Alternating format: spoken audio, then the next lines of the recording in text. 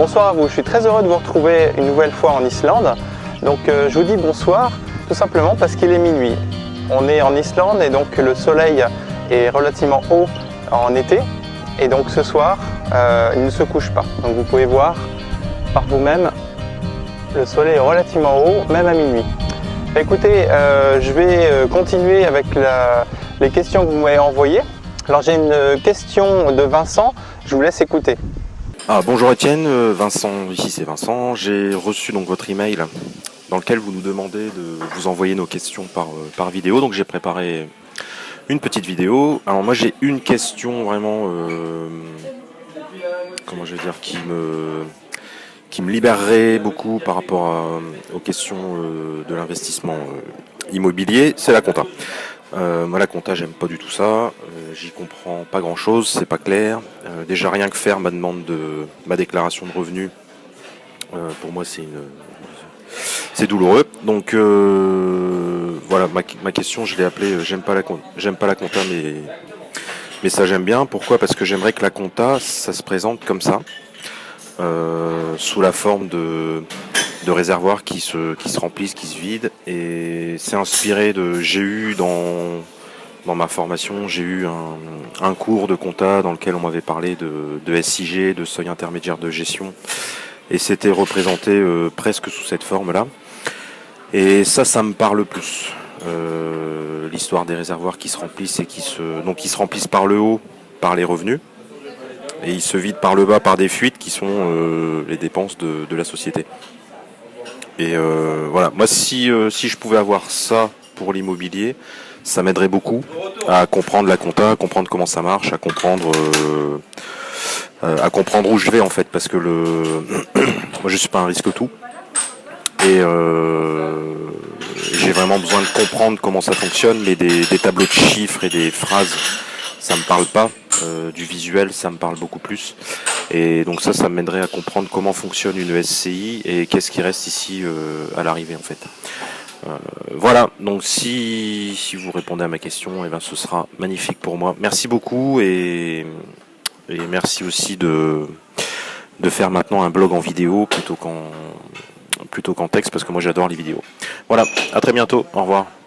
Alors Vincent, oui, il y a plusieurs choses à savoir pour la fiscalité. C'est un petit peu ardu, effectivement.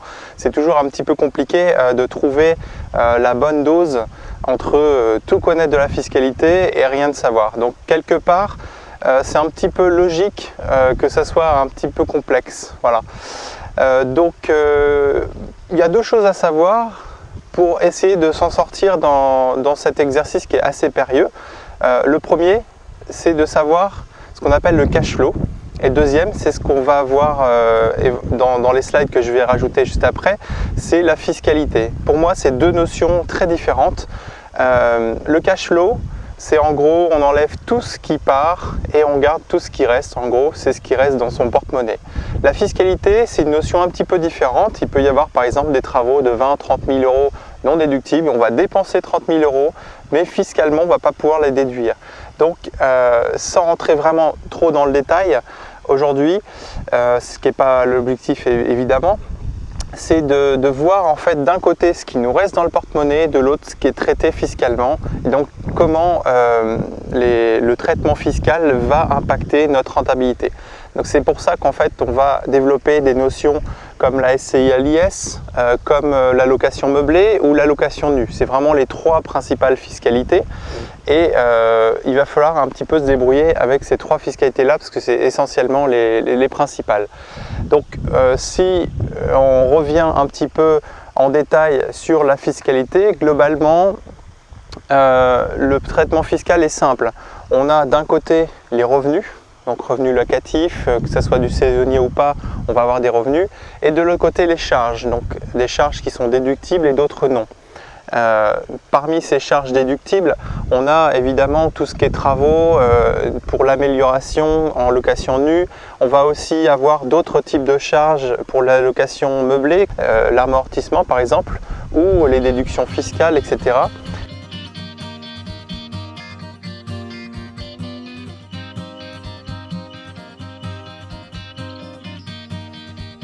Alors comment s'en sortir finalement pour avoir une bonne vue de l'esprit. Ce qui compte, c'est vraiment le cash flow. Alors j'ai essayé de prendre ton exemple, hein, c'est vraiment un très bon exemple, hein, c'est quelque chose qui est très visuel. Et donc là, dans les slides que je vais mettre juste après, on va voir finalement comment on traite le cash flow d'un côté et comment on traite la fiscalité de l'autre. Pour moi, c'est deux choses très différentes effectivement. Il faut pouvoir bien comprendre la différence entre les deux.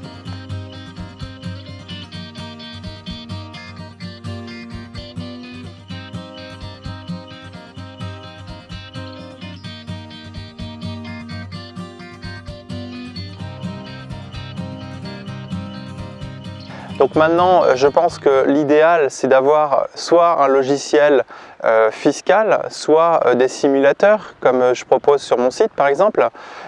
Pour les logiciels, il y en a un qui est excellent, qui s'appelle Rendement Locatif, qui fonctionne très bien, surtout si vous avez des simulations différentes à faire et éventuellement des comparaisons de type de fiscalité.